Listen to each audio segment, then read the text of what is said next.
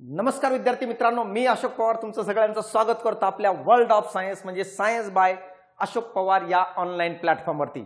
विद्यार्थी मित्रांनो बघा, आरोग्य सेवकासाठी तांत्रिकच्या अभ्यासक्रमामध्ये एक टॉपिक दिलेला आहे। टॉपिकचं नाव आहे सजीवातील जीवन प्रक्रिया।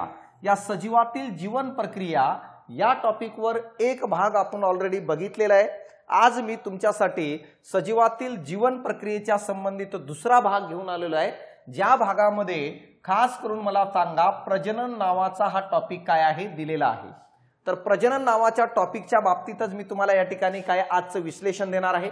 या टॉपिकवर 2-3 प्रश्न येण्याची शक्यता आहे, यासाठी हा टॉपिक बारकाईने बघा, व्यवस्थित बघा। जर YouTube चॅनलला सबस्क्राइब केलेलं नसेल तर सायन्स बाय अशोक पवार या YouTube चॅनलला सबस्क्राइब करून ठेवा, कारण येणाऱ्या काळात प्रॅक्टिस प्रश्नांची सिरीज तसेच असे काही टॉपिक जे IMP8 मी तुमच्यासाठी घेऊन येणार आहे या चॅनलवरती। तर विद्यार्थी मित्रांनो बघा, आता आपण बघूया की नेमकं सजीवातील जीवन प्रक्रियामध्ये काय काय दिलेलं आहे ते मी तुम्हाला सांगतो। तर मी तुम्हाला सुरुवातीला सांगितलं की काय आहे प्रजननाच्या रिलेटेड आहे का। आता मला सांगा, जर बघितलं हे प्रजनन काय आहे कसं असणार आहे ते मी तुम्हाला या ठिकाणी सांगतो। बघा, प्रजनन त्या सजीवाला जिवंत राहण्यासाठी उपयोगी का नसते, तर सजीव ज्या प्रजातीचा आहे ती प्रजाती जिवंत ठेवण्यासाठी मदत करते। म्हणजे याचा अर्थ प्रजननाची गरज का आहे। जर एखादं सजीव प्रजनन करत नाहीये ह्याचा अर्थ त्याला जिवंत राहता येत नाही असं काही नाहीये मित्रांनो। म्हणजे सर उदाहरणार्थ मला सांगा, समजा एखादं कपल आहे किंवा एखादा व्यक्ती आहे ज्यांनी प्रजनन केलंच नाही, तर याचा अर्थ तो मरून जातो का? नाही मरून जात। म्हणजे याचा अर्थ प्रजनन प्रक्रिया जिवंत राहण्यासाठी इसेन्शियल नाही आहे। जसं श्वास घेणं हे जिवंत राहण्यासाठी कंपल्सरी आहे, श्वास घेत नसेल तर जिवंत राहू शकत नाही। तसं प्रजनन जरी नाही केलं तरी मला सांगा जिवंत राहतं।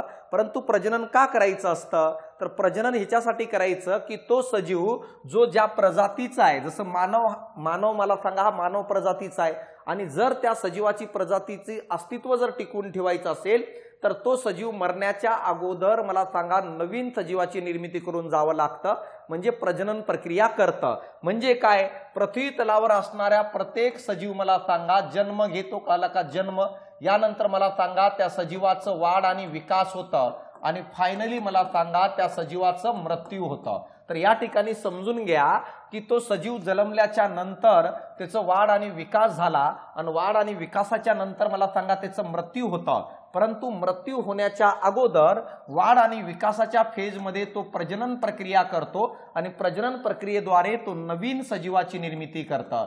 यामुळं काय होतं, त्या सजीवाचा तर मृत्यू होतो, परंतु मला सांगा तो ज्या प्रजातीतून येतं त्याचं अस्तित्व नवीन सजीवाच्या स्वरूपात तो पृथ्वीवर ठेवून जातो। मग ज्या प्रक्रियेद्वारे सजीव मला सांगा त्याच्या प्रजातीचं अस्तित्व नवीन स्वरूपात मला सांगा पृथ्वीवर ठेवून जातं, त्या प्रक्रियेला आपण प्रजनन म्हणून ओळखत असतो। मित्रांनो हेच सांगितलंय, एका सजीवापासून त्याचं प्रजातीचा नवीन सजीव तयार होण्याच्या प्रक्रियेला प्रजनन म्हणत असतात। म्हणजे एक सजीव आहे आणि त्या सजीवापासूनच मला सांगा त्याच प्रजातीमधला नवीन सजीव तयार होण्याच्या प्रक्रियेला प्रजनन म्हणून ओळखलं जातं।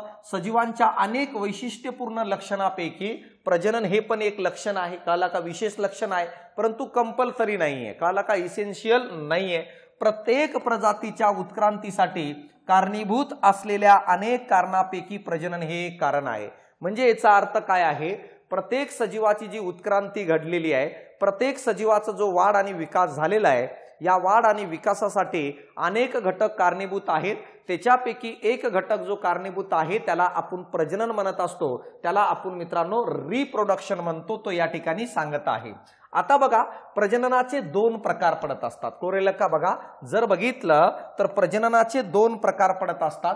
आता प्रजननाचे 2 प्रकार कोणकोणते, तर प्रजननाचे 2 प्रकार जर बघितलं तर मला सांगा एक प्रकार आहे त्याला जर आपण काय म्हणत असेल तर त्याला अलैंगिक म्हणत असतो। बघा व्यवस्थित लक्ष द्या, पहिलं प्रकार जर बघितलं अलैंगिक, आणि दुसरं प्रकार जर बघितलं तर त्याला आपण लैंगिक म्हणत असतो।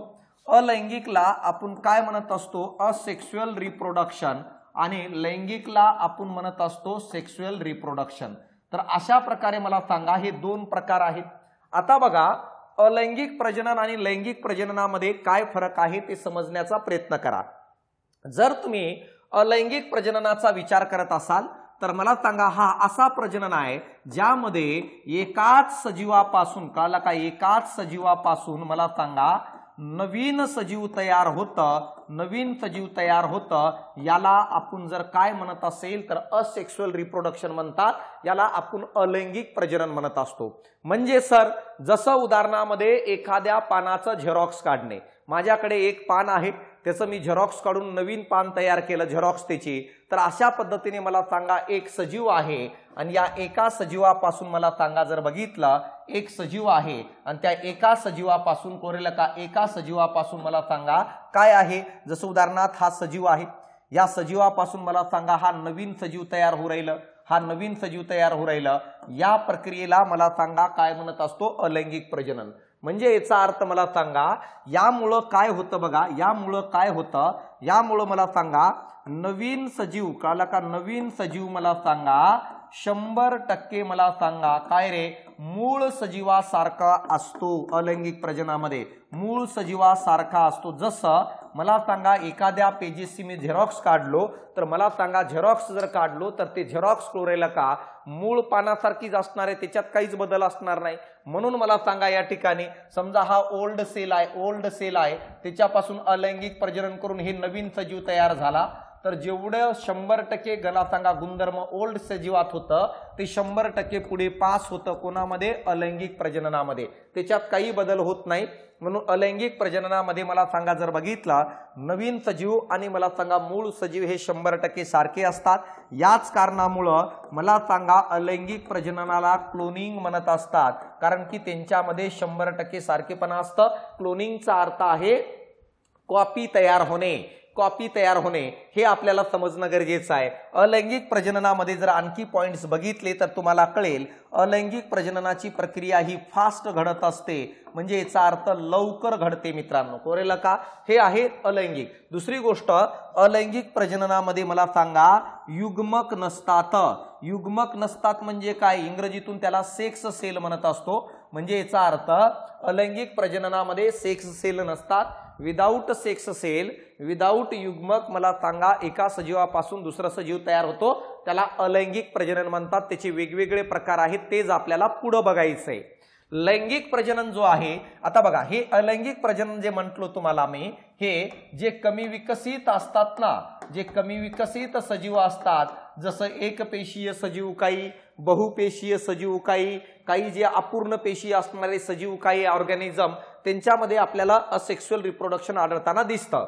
लैंगिक प्रजननाचा जर तुम्ही विचार केला तर याच्यामध्ये काय असणार आहे, तर लैंगिक प्रजननामध्ये ह्याच्यात मला सांगा 2 सजीव भाग घेतात, 2 सजीव भाग घेतात।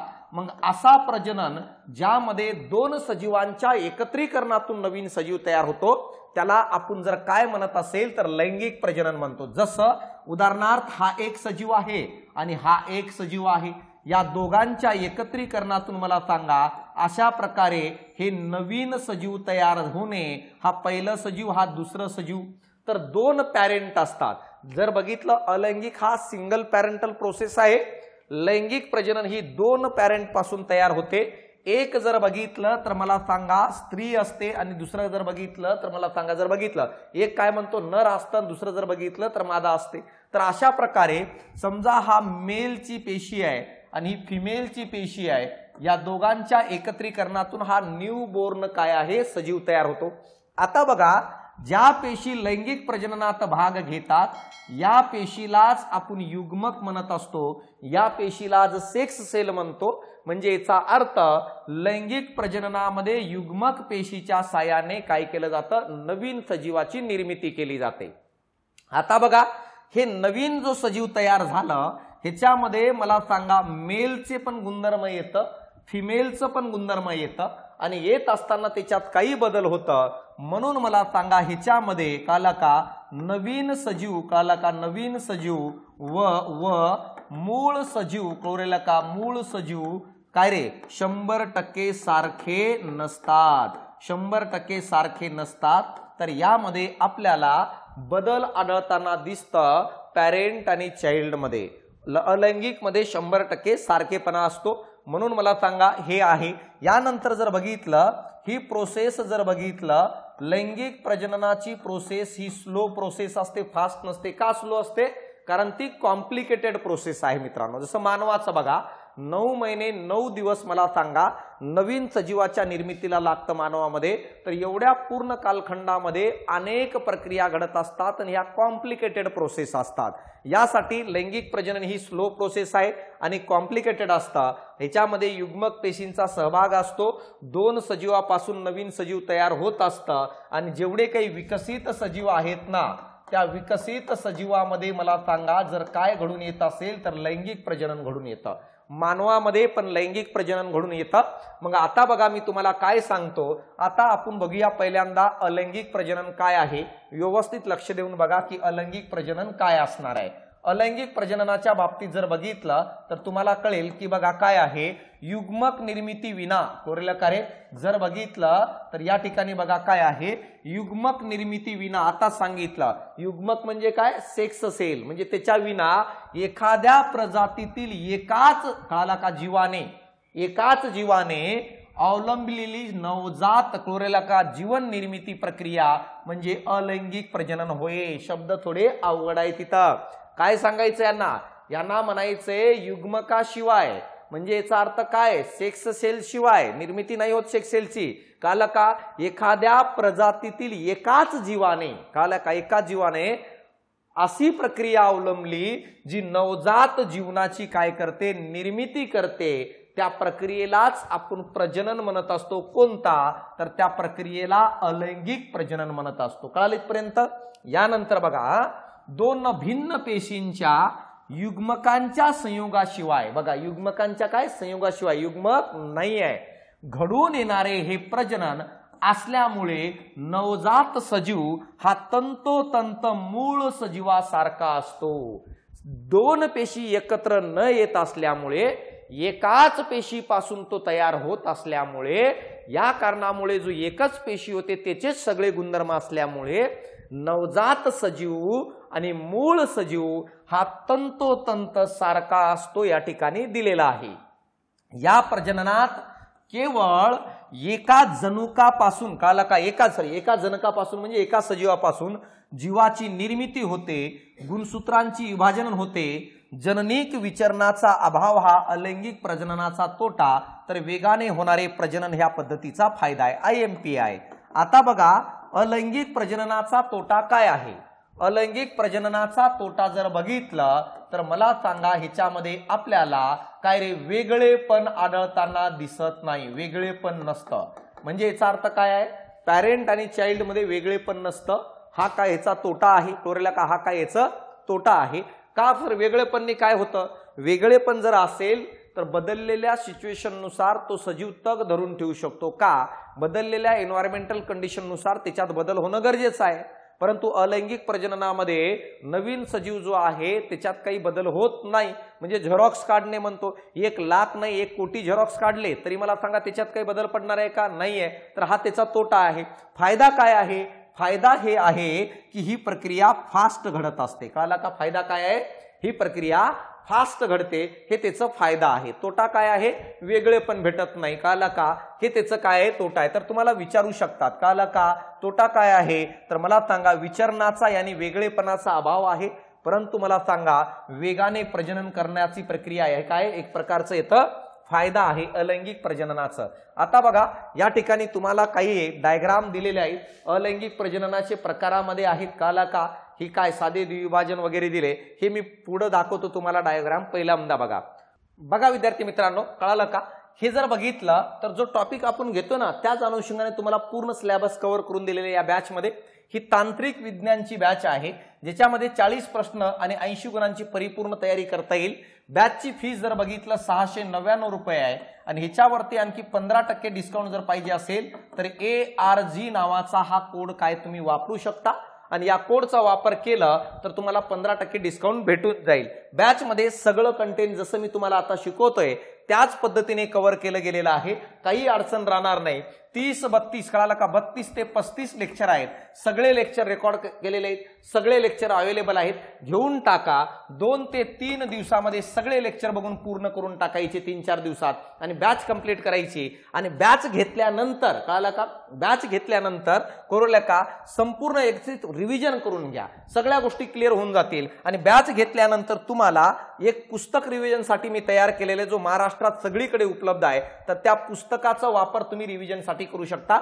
बघा हा पुस्तक आहे, याचा फोटो घेऊन जा तुम्ही कोरेला का आणि या पुस्तकाचं काय रिव्हिजन करा. ह्याच्या व्यतिरिक्त कालपासून मी तुम्हाला टेस्ट सिरीज आपल्या ऍप्लिकेशनवर रन केलेली आहे. 16 टेस्ट आहेत, त्याची फीस फक्त 100 रुपये ठेवलेली आहे. तर 16 टेस्ट तुम्हाला 100 रुपयामध्ये उपलब्ध होणार आहे. तसेच मला सांगा, वन लाइनर काही नोट्स आहेत ते पण उपलब्ध आहेत. तर तुम्ही टेस्टचा फायदा घ्या. 16 टेस्ट 100 रुपयामध्ये कोरेला का. कोणत्या ऍप्लिकेशनवर आहे, कोणत्या ऍप्लिकेशनवर आहे, मग बघा ऍप्लिकेशनचं नाव काय. ऍप्लिकेशनचं नाव आहे सायन्स बाय अशोक पवार.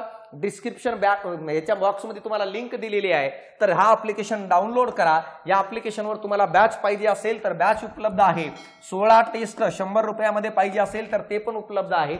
सर्व कंटेंट अवेलेबल आहे. काही अडचण असेल तर खाली दिलेल्या नंबरवर कॉल करू शकता आणि विचारू शकता. मित्रांनो, अलैंगिक प्रजननामध्ये पहिलं प्रकार आहे, त्याला म्हणतात मित्रांनो द्विविभाजन, ज्याला आपण म्हणत असतो बायनरी फिशन. आता हे द्विविभाजन काय आहे ते व्यवस्थित लक्ष द्या. आता बघा, द्विविभाजनाचा अर्थ काय आहे ते मी या ठिकाणी तुम्हाला एका डायग्रामच्या सहाय्याने सांगून देतो. बघा आता बघा, अलैंगिक प्रजननामध्ये पहिला प्रकार आहे, त्याला आपण म्हणतो विभाजन. कळालं का, याला आपण म्हणत असतो विभाजन. याला जर आपण काय म्हणत असेल तर फिशन म्हणत असतो कोरेला का. यालाच आपण काय म्हणत असतो मित्रांनो, विखंडन म्हणतो. आता बघा जर बघितलं तर या ठिकाणी व्यवस्थित बघा काय असणार आहे. तर मित्रांनो माहित आहे का, विभाजन 2 पद्धतीने केलं जातं. विभाजनाचा अर्थ एका पेशीचं विभाजन झालं आणि त्याच्यापासून नवीन पेशी तयार झाली. विभाजनाचे 2 प्रकार पडत असतात. एक प्रकार जर बघितला त्याला आपण म्हणत असतो द्विविभाजन. त्याला आपण काय म्हणतो, द्विविभाजन, ज्याला इंग्रजीतून म्हणतात बायनरी फिशन. सोपं जावं म्हणून असं सांगतोय. बघा पुढे सांगतो थेरॉटिकल मध्ये, बायनरी फिशन. दुसरा आहे त्याला म्हणतात बहुविभाजन. त्याला काय म्हणतो आपण, बहुविभाजन. विभाजन म्हणून ओळखलं जातं. कळलं का, बहुविभाजन म्हणतो, ज्याला इंग्रजीतून आपण काय म्हणतो, मल्टिपल फिशन. त्याला काय म्हणतो, मल्टिपल फिशन. आता बघा, द्विविभाजनामध्ये काय होतं ते समजण्याचा प्रयत्न करा. द्विविभाजनामध्ये एक ओल्ड सेल असते, त्याचं विभाजन होऊन मला सांगा 2 नवीन पेशी तयार होणे, याला आपण म्हणत असतो द्विविभाजन. मित्रा कळलं का, एका पेशीचं विभाजन झालं आणि त्याच्यापासून 2 पेशी तयार झाल्या, याला म्हणतो द्विविभाजन. आता बघा, या पेशीचं विभाजन हे कुठून होतं, कसं होतं, त्यानुसार पण ह्याचे प्रकार पडतात. सगळ्यात पहिलं जर बघितलं त्याला आपण उभे द्विविभाजन म्हणतो. उभे द्विविभाजन. कळलं का. दुसरा प्रकार जर बघितलं त्याला आपण जर काय म्हणत असेल तर आडवे द्विविभाजन. आणि तिसरा प्रकार जर बघितलं तर त्याला साधे द्विविभाजन म्हणतो. कळलं का. एक पहिला प्रकार आहे त्याला म्हणतो उभे द्विविभाजन कोरेला का. दुसरा प्रकार जर बघितलं तर मला सांगा काय असेल, तर मला सांगा दुसरा प्रकार जर बघितलं तर या ठिकाणी आपण म्हणू शकतो कोणता असणार आहे, तर मला सांगा साधे द्विविभाजन. आता बघा, उभे द्विविभाजनचं उदाहरण जर बघितलं, उभे द्विविभाजनाचा उदाहरण आहे तो म्हणजे काय, युग्लिना नावाचा जो सजीव आहे. कळलं का. युग्लिना काय करत असतो, उभे द्विविभाजन करतं. का उभे, जसं या डायग्राम मध्ये बघा, या डायग्राम मध्ये बघा तुम्हाला कळेल. कोणत्या डायग्राम मध्ये, या डायग्राम मध्ये बघा, या डायग्राम मध्ये. तर आता बघा हा काय आहे, युग्लिना आहे. या युग्लिनाची डायग्राम बघा, इथून डिवाइड व्हायला सुरुवात होतो. बघ रे भाऊ, इथून डिवाइड व्हायला सुरुवात होतो, हळूहळू डिवाइड व्हायला लागलं. 2 बघा, 2 फ्लॅजेला तयार झाले. इथं पुन्हा बघा, इथं अशा प्रकारे कट पडली, इथून कट पडली आणि उभा डिवाइड झाला, 2 झाले. मग अशा प्रकारे एखादा सजीव जेव्हा असा उभा डिवाइड होतो आणि 2 सजीव तयार करतं त्याला उभे द्विविभाजन म्हणतो. आणि याचं एक्झाम्पल जर तुला काय सांगायचं असेल तर युग्लिना येतं. म्हणून मला सांगा उभे द्विविभाजन म्हणजे काय रे, अशा प्रकारे मला सांगा सजीवाला उभा डिवाइड करतं. उदाहरण काय, युग्लिना. आडवे द्विविभाजनाचं उदाहरण जर बघितलं ह्याच्यामध्ये लक्षात ठेव भाऊ, पॅरामेशियम. पॅरामेशियम काय करतं, आडवे विभाजन करतं. कसं सर, जसं अशा प्रकारे हा पॅरामेशियम आहे ना, असा आडवं विभाजन केलं. बघा डायग्राम मध्ये बघा पॅरामेशियम कुठे, इथं बघा हा पॅरामेशियम, इथून असा आडवा डिवाइड होतो रे भाऊ, आडवा बघा, इथून कट पडला, हा सेपरेट पॅरामेशियम, हा सेपरेट पॅरामेशियम, हा नवजात पॅरामेशियम तयार झालं, याला म्हणतात आडवे द्विविभाजन. तुम्हाला प्रश्न विचारला जाईल आडवे द्विविभाजनाचे उदाहरण कोणतं, पॅरामेशियम. साधे द्विविभाजनाचं उदाहरण कोण येतं, एक येतं मित्रांनो अमिबा, दुसरं जर काय येत असेल तर पॅरामेशियम, अमिबा म्हणतात काय प्लाझ्मोडियम, दुसरं काय येतं प्लाझ्मोडियम येतं. आणि या ठिकाणी बघा ह्याला साधे का म्हणतात, कारण मला सांगा ते कसंही डिवाइड होऊ शकतं कोणत्याही अँगलमधून, फिक्स नाहीये, आडवं तिडवं कसंही डिवाइड होऊ शकतं, म्हणून त्याला काय म्हणतो साधे. मल्टिपल फिशन कोण करतं, मल्टिपल फिशन मला सांगा एक करत असतं अमिबा, आणि दुसरं जर बघितलं तर प्लाझ्मोडियम. हे दोघंचे दोघं मला सांगा बहुविभाजन करतात. कसं करतात रे, समजा अशा प्रकारचा हा अमिबा आहे आणि जर अमिबाला वाटलं की प्रतिकूल वातावरण आहे, कळलं का रे, प्रतिकूल वातावरण आहे, तर अशा वेळेस अमिबा लगेच काय आहे साधे द्विविभाजन करत नाही. अमिबा आतमध्येच अशा केंद्रकांची संख्या वाढवत राहतो कधी, जर वातावरण बाहेर प्रतिकूल असेल तर. आणि जेव्हा बाहेर वातावरण अनुकूल होतो तेव्हा अमिबा मला सांगा या सर्व केंद्रकाला बाहेर सोडून देतो आणि प्रत्येक केंद्रकापासून नवीन सजीव तयार होतं, म्हणून याला बहुविभाजन किंवा मल्टिपल फिशन म्हणतो. मग इथं तुम्हाला विचारलं जाईल कोणतं सजीव कोणत्या प्रकारचं विभाजन करतो ते लक्षात ठेवायचं आहे. या ठिकाणी तुम्हाला सांगायचं काय तर या ठिकाणी तेच दिले सगळं बघा, काय द्विविभाजन. आधी केंद्रकी सजीव जसं जीवाणू आहे, आदिजीवी सजीव जसं अमिबा, पॅरामेशियम, युग्लिना इत्यादी, हे दृश्य केंद्रकी पेशीतील तंतुकणिका, हरित लवके हे पेशी अंगके द्विविभाजन पद्धतीने मला सांगा अलैंगिक प्रजनन करतात. काय प्रश्न विचारला जाईल, खालीलपैकी कोणते सजीव अलैंगिक पद्धतीने प्रजनन करतात, तर तुमचं उत्तर काय असायला पाहिजे, जीवाणू, आदिजीवी. आदिजीवी म्हणजे काय, प्रोटोझोआ, जे एक पेशी असतात मित्रांनो. कोण असतं त्याच्यामध्ये, अमिबा, पॅरामेशियम, युग्लिना, हे सगळे द्विविभाजन करत असतात. तसेच मानवी शरीरातील तंतुकणिका आणि मायटोकॉन्ड्रिया पेशी, तसेच हरित लवके, कळलं का, हे सगळे काय करत असतात, द्विविभाजन करत असतात, बायनरी फिशन करतात. या प्रकारात जनक पेशीचे दोन समान भागात विभाजन होते. कोणामध्ये, द्विविभाजनामध्ये. परंतु जर बघितलं आणि दोन नवजात पेशी तयार होतात, सदर कळलं का विभाजन मायटोसिस किंवा मियोसिस कळलं का पद्धतीने होते, म्हणजे दोन्ही पद्धतीने होतं. मायटोसिस आणि मियोसिस या दोन पद्धती विभाजनाच्या. आता बघा वेगवेगळ्या आदिजीवामध्ये विभाजनाचा अक्ष वेगवेगळा असतो, म्हणजे कट होण्याचा अक्ष वेगवेगळा असतो. उदाहरणार्थ अमिबा जो आहे कळलं का, हा विशिष्ट आकार नसल्याने कोणत्याही अक्षातून विभाजित होतं, म्हणून याला साधे द्विविभाजन म्हणतात बाळा. कळलं, अमिबाला काय म्हणतो, साधे, कारण कोणत्याही स्पेसिफिक अक्षातून होत नाही, म्हणून त्याला साधे द्विविभाजन, सिंपल. पॅरामेशियम आडवा द्विविभाजन करतं, म्हणून मला सांगा त्याला आडवे द्विविभाजन. युग्लिना उभा द्विविभाजन करतं, म्हणून त्याला काय उभे द्विविभाजन. कळालं असेल, सोपं एकदम. आणि हेच तुम्हाला बघायचंय, हे सगळं मी हेच सांगितलं, या ठिकाणी व्यवस्थित लक्ष द्या. सजीवामध्ये द्विविभाजन शक्यतो अनुकूल परिस्थितीत, म्हणजेच मुबलक अन्न आणि उपलब्ध असते तेव्हा अवलंबले जाते. जे काही सजीव सांगितलो, अमिबा, पॅरामेशियम, युग्लिना, प्लाझ्मोडियम, हे जेव्हा अनुकूल परिस्थिती असते कळलं का, त्याच वेळेस हे द्विविभाजन करत असतात. पण जेव्हा प्रतिकूल परिस्थिती येते तेव्हा हे बहुविभाजन करायला सुरुवात करतात. मग इथं दिले बघ बहुविभाजनाची माहिती, काय दिले बघा. बहुविभाजन अमिबा कळलं का बघा, अमिबा आणि तत्सम एकपेशीय आदिजीवी प्रतिकूल वातावरणामध्ये, सांगितलो प्रतिकूल वातावरणामध्ये बहुविभाजन पद्धतीने अलैंगिक प्रजनन करतात.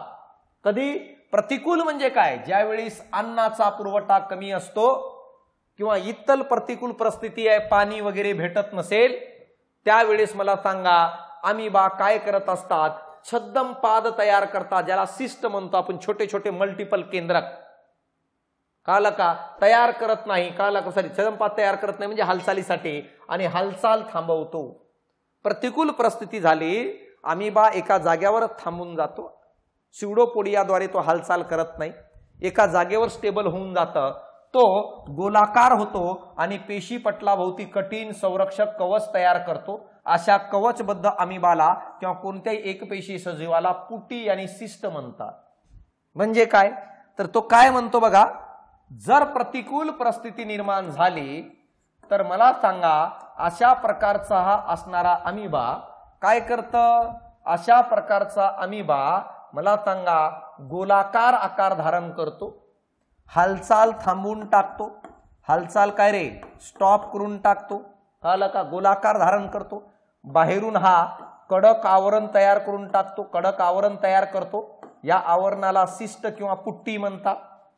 सिस्ट किंवा पुट्टी हे कधी बदल करतं, प्रतिकूल परिस्थितीमध्ये, आणि नंतर हळूहळू त्याच्या आतमध्ये केंद्रकांची संख्या वाढवायला सुरुवात करतो.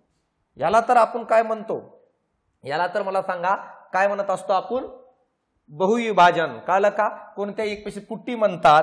पुट्टीमध्ये पहिल्यांदा काय होईल, पहिल्यांदा बघा पुट्टीमध्ये पहिल्यांदा फक्त केंद्रकाचे अनेक वेळा सूत्री विभाजन होतात. बघा केंद्रकाचं काय झालं, अनेक वेळा सूत्री विभाजन होते व अनेक केंद्रके कालकारे तयार होतात. मग पेशी द्रव्याचंही विभाजन होतं. केंद्रक, एका केंद्रकाचे अनेक केंद्रक तयार झाले, नंतर पेशी जो द्रव होतं पेशीतील त्याचं पण विभाजन होतं आणि अनेक छोटे छोटे अमिबा तयार होतात.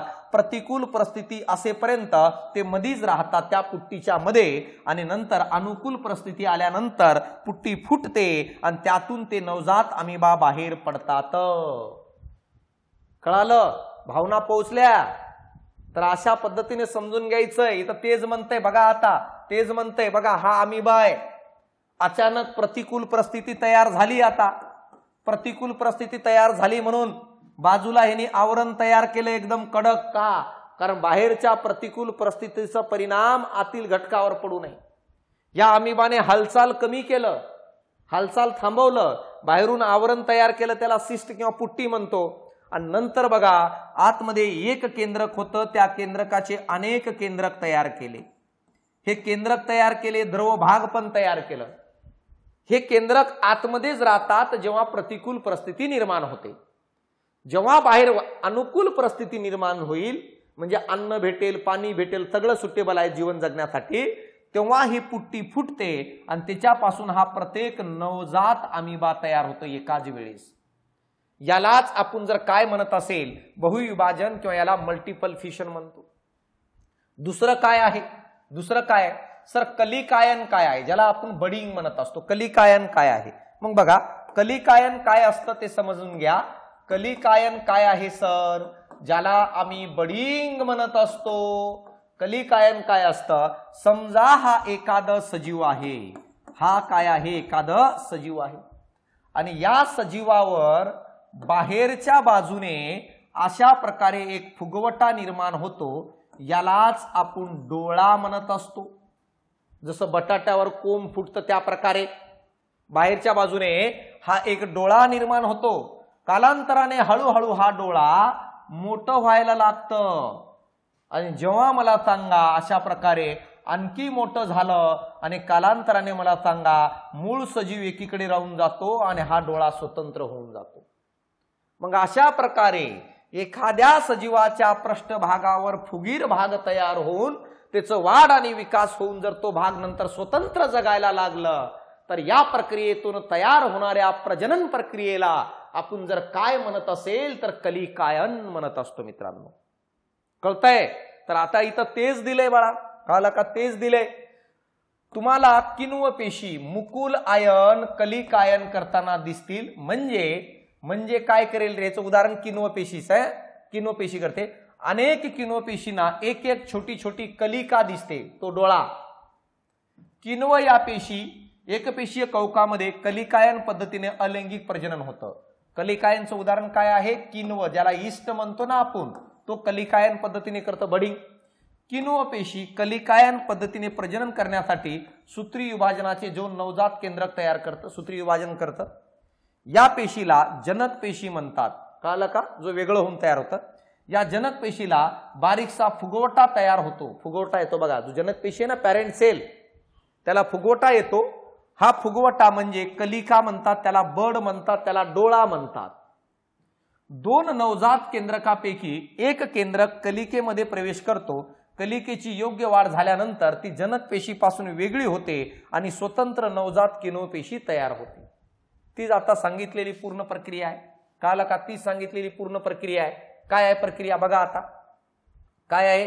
कलिकायन कसं घडतं मला सांगा. ही मूळ पेशी कशाची आहे? किण्वची पेशी आहे. किण्वची पेशी आहे. आता या किण्व पेशीमध्ये पहिल्यांदा बघा केंद्रक, हा केंद्रक होता, हा एक केंद्रक. पहिल्यांदा केंद्रक दोन तयार झाले बघा. वरच्या बाजूला एक, खालच्या बाजूला एक. स्वतंत्र केंद्रक तयार झाला का? हा पहिला, हा दुसरा. मग हा बघा, हा केंद्रकापासून हा फुगवटा बाजूला तयार झाला. नंतर मला सांगा असं होत होते बाजूला तयार झाले. आणि मला सांगा या मूळ सजीवापासून काय आहे? अशा प्रकारे तयार झाले. त्यालाच काय कोंब येणे टाईप असतो ना, बटाट्यावर कोंब आली तो सेपरेट झाला. तर अशा प्रकारे मला सांगा किण्वचं उदाहरण जर बघितलं, कलिकायनचं उदाहरण जर बघितलं तर किण्व. आता बघा हे आतापर्यंत जे आपण पाठीमागे बघितलं कोणकोणतं विभाजन आणि कलिकायन. विभाजन म्हणजे कोणतं बघा. आता पाठीमागे काय काय बघितलं आपण? पाठीमागे जर बघितलं तर विभाजन बघितलं. विभाजनाचे प्रकार द्विविभाजन, त्याच्यानंतर बहुविभाजन, आणि दुसरं कलिकायन बघितलं. कलिकायन ज्याला आपण काय म्हटलं रे, बडिंग. हे दोघही मला सांगा फक्त आणि फक्त एकपेशीय सजीवांमध्ये होते. कुठं? एकपेशीय सजीवांमध्ये. अलैंगिक. तुम्हाला जर प्रश्न विचारलं एकपेशीय अलैंगिक प्रजननामध्ये कोण कोण येतं, तर तुमचं उत्तर काय असायला पाहिजे? तुमचं उत्तर असायला पाहिजे विभाजन आणि कलिकायन. आता बघा आपल्याला बघायचंय बहुपेशी आणि काय रे, एक पेक्षा जास्त पेशीपासून बनलेल्या सजीवामध्ये कोणत्या प्रकारचं अलैंगिक प्रजनन घडतं. त्याच्यात पहिलं प्रकार आहे खंडीभवन, ज्याला आपण फ्रॅगमेंटेशन म्हणतो. काय असतं खंडीभवन? खंडीभवन म्हणजे काय रे? खंडीभवन म्हणजे अशा प्रकारे एक सजीव आहे. कळलं का? सजीव आहे. ह्या सजीव वेगवेगळ्या भागातून असं डिवाइड होतं रे. कळलं का? हा सजीव वेगवेगळ्या भागातून असं काय आहे? डिवाइड होतं. समजा हा वरचा भाग सेपरेट असा आला. कळलं का रे? जर बघितलं डिवाइड झाल्यानंतर हा भाग सेपरेट झाला, हा भाग सेपरेट झाला, जसं उसाला तोडतो ना आपण त्या प्रकारे. आणि नंतर या प्रत्येक भागापासून कळलं का, ह्याच्यापासून सेपरेट सजीव तयार झालं, या तुकड्यापासून सेपरेट तयार झालं, या तुकड्यापासून सेपरेट तयार झालं, या तुकड्यापासून सेपरेट तयार झालं. मग एक सजीवाचे वेगवेगळ्या भागात विभाजन होऊन प्रत्येक भागापासून जर नवीन सजीव तयार होत असेल तर या प्रजननाला खंडीभवन किंवा फ्रॅगमेंटेशन म्हणतात. आणि याचं उदाहरण काय आहे? याचं उदाहरण आहे स्पायरोगायरा. स्पायरोगायरा हा बहुपेशीय शैवाल यानी अल्गी आहे. आणि या बहुपेशीय शैवालामध्ये आपल्याला फ्रॅगमेंटेशन यानी खंडीभवन आढळताना दिसतात. तोच डेटा या ठिकाणी दिले बघा. काय दिले डेटा बघा, तोच डेटा या ठिकाणी दिलाय. हा अलैंगिक प्रजननाचा प्रकार बहुपेशीय सजीवात आढळतो खंडीभवनचा. या प्रकारात जनक सजीवांच्या शरीराचे अनेक तुकडे होऊन प्रत्येक तुकडा नवजात सजीव म्हणून जीवन जगू लागतो. कळलं का? प्रत्येक तुकडा नवीन सजीव म्हणून जीवन जगायला लागतो. जसे की शैवाल. शैवालामध्ये कोण? स्पायरोगायरा आणि सायकॉन हा स्पंज आहे. सायकॉन कोण आहे? स्पंज आहे. स्पायरोगायरा हा शैवाल आणि सायकॉन नावाचा स्पंज यासारख्या कालका प्रकारात मोडणाऱ्या सजीवांमध्ये कोणतं? फ्रॅगमेंटेशन नावाचं काय आहे? प्रजनन घडतं. जसं या ठिकाणी स्पायरोगायराचं हे डायग्राम दिलेली आहे.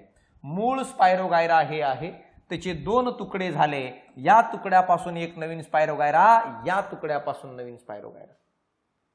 कळलं का? तर दोन उदाहरण परीक्षेत येणार. एक म्हणजे काय आहे? स्पायरोगायरा जो शैवाल आहे, आणि दुसरं सायकॉन कोरलं का, ज्याला स्पंज म्हणतो, तो पण मला सांगा या फ्रॅगमेंटेशन मध्ये येतं. समजलं? अपेक्षा करतो की कळत असेल. स्पायरोगायराला ज्यावेळी मुबलक पाणी आणि पोषक द्रव्ये उपलब्ध असतात त्यावेळी त्याच्या तंतूची वेगाने वाढ होऊन तंतू छोट्या छोट्या तुकड्यामध्ये खंडीभवित होतात. प्रत्येक तुकडा नवजात स्पायरोगायराचा तंतू म्हणून ओळखला जातो किंवा जगतो. आणि सायकॉनच्या शरीराचे अपघाताने छोटे छोटे तुकडे झाले तर प्रत्येक तुकड्यापासून नवीन सायकॉन तयार होतात. तेच सांगितले. एक मजबुरीमध्ये होतं, एक आनंदात होतं. जर स्पायरोगायराला अनुकूल माध्यम भेटलं, खायला प्यायला खूप भेटलं, तर त्याच्या शरीरावर छोटे छोटे तंतू तयार होतात, नंतर ते अनेक भागात विभागतात, प्रत्येक भागापासून नवीन स्पायरोगायरा तयार होतात. कळलं का? पण सायकॉनचं काय? सायकॉनचं जर काही अपघात झाला किंवा सायकॉनचे जर तुकडे झाले, मला सांगा अपघाताने, तर प्रत्येक तुकड्यापासून नवीन पुन्हा सायकॉन तयार होतं. याला आपण काय म्हणत असतो? फ्रॅगमेंटेशन म्हणतो. यानंतर पुढचा आहे बघा, बहुपेशीय सजीवामध्ये अलैंगिक प्रजनन कोणतं? त्याला पुनर्जनन किंवा रिजनरेशन म्हणतात. रिजनरेशनचा अर्थ काय आहे? रिजनरेशनचा अर्थ आहे सजीवातील एखादा भाग जर तुटला तर त्या भागाची पुनर्निर्मिती करणे, किंवा सजीवाचा एखादा भाग राहिला तर त्या भागापासून पुन्हा पूर्ण सजीव तयार करणे, याला रिजनरेशन म्हणतात. जसं आपल्या हेअरमध्ये रिजनरेशन आहे, हेअरला कट केलं पुन्हा तयार झाले, नकाला कट केलं पुन्हा तयार झाले, तर that is called as a regeneration process. त्याला रिजनरेशन प्रोसेस म्हणतो. मग बघा, तुम्हाला माहित असेल धोक्याच्या वेळी पाल स्वतःची शेपटी तोडून टाकते. का? कारण त्याला कळावं की काय मित्रांनो माहित आहे का, की मेलेली आहे म्हणून समजावं दुसऱ्याला धोक्याच्या वेळेस. कालांतराने तोडून टाकलेला शेपटीचा भाग पुनर्जनित केला जातो, म्हणजे ती पुनर्निर्माण करून टाकते. पालीची शेपटी धोक्याच्या वेळेस ती तोडून टाकते. का? कारण मारण्याला कळावं की ही मेरून गेली, नंतर काय रे हळूच उठून पळते आणि तुटलेली शेपटीची पुनर्निर्मिती करते. याला काय म्हणत असतो? रिजनरेशन. हा मर्यादित पुनर्जननाचा एक प्रकार आहे, मर्यादित आहे. शेपटीपासून पुन्हा पाल तयार होत नाही, शेपटीपासूनच फक्त शेपटी तयार होते, तुटलेली शेपटी. तर हा मर्यादित रिजनरेशन आहे. परंतु प्लॅनेरिया नावाचा एक सजीव आहे, काला का प्राणी आहे. या प्लॅनेरिया जसे या ठिकाणी दिलेले, प्लॅनेरिया प्राणी विशिष्ट परिस्थितीमध्ये स्वतःच्या शरीराचे 2 तुकडे करतात आणि प्रत्येक तुकड्यापासून शरीराचा उर्वरित भाग तयार करून 2 नवजात प्राणी तयार करतात. यालाच रिजनरेशन म्हणतात.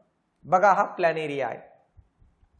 प्लॅनेरिया स्वतःचे 2 तुकड्यात विभाजन करतं आणि प्रत्येक तुकड्यापासून 2 प्लॅनेरिया तयार करतात. किंवा प्लॅनेरिया नावाचा जो काही सजीव आहे ह्याच्या शरीराचा एखादा तुकडा घेतला आणि त्या तुकड्याला अनुकूल माध्यम दिलं तर त्या तुकड्यापासून पुन्हा नवीन प्लॅनेरिया तयार होतं. तर हे एक पूर्ण रिजनरेशनचं उदाहरण आहे.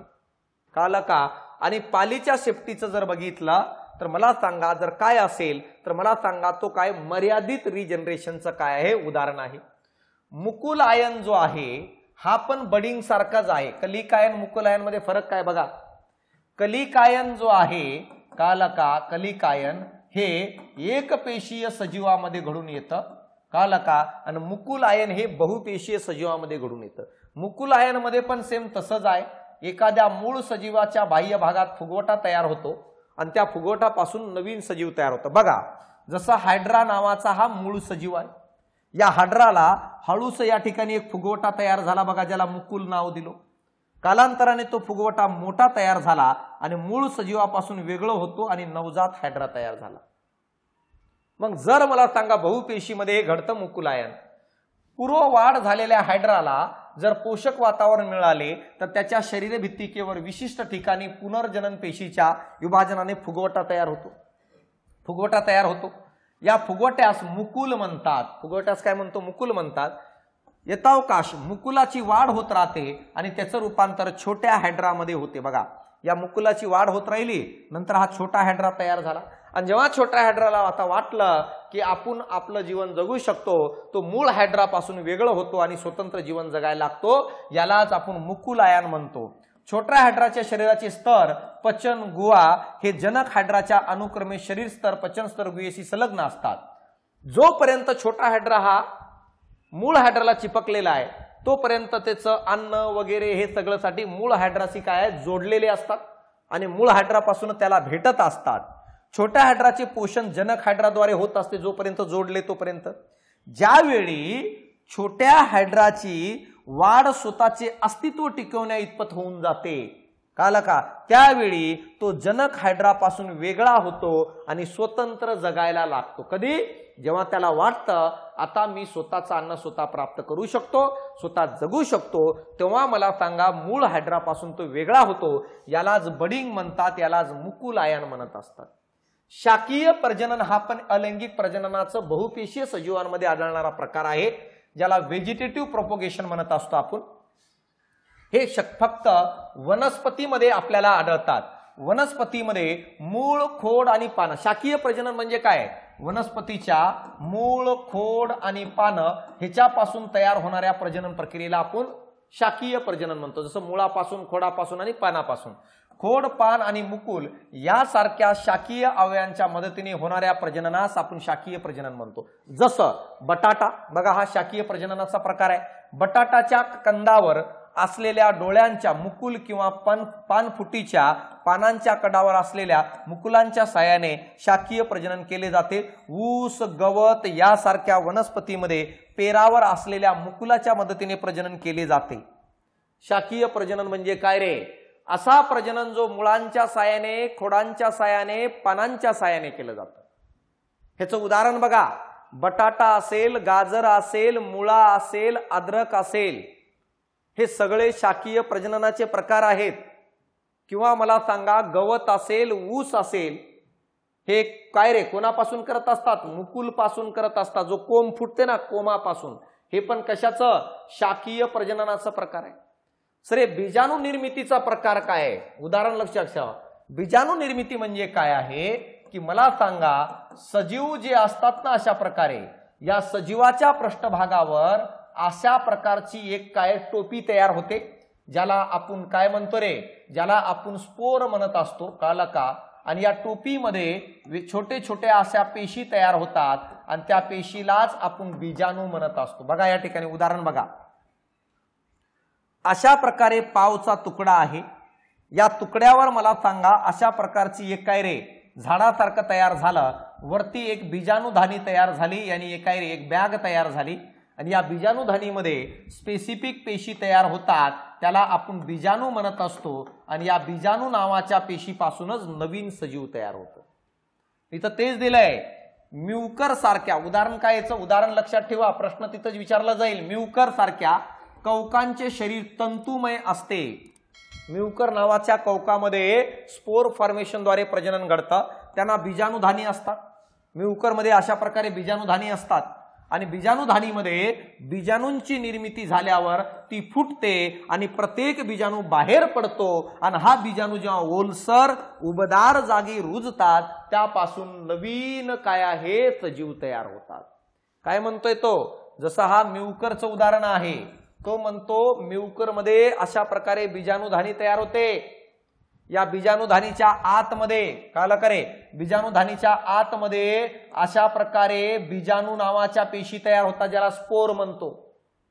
कालांतराने बीजाणूधानी फुटते आणि ते स्पोर खाली जमिनीवर पडतात. आणि ज्या ठिकाणी ते पडत असतात ती जागा जर दमट, ओलसर, अनुकूल असेल तर त्या प्रत्येक बीजाणूपासून नवीन सजीव तयार होतं. मग म्युकर काय आहे? हे एक्झाम्पल आहे बीजाणू निर्मितीचं. अशा प्रकारे मला सांगा, हे पार्ट आपण काय संपूर्ण बघितलंय? कोणतं? अलैंगिक प्रजननाचं.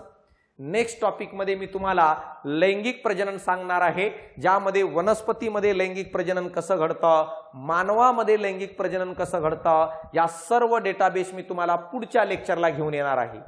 तर आवर्जून मित्रांनो, माहित आहे का, तुम्ही काय करा?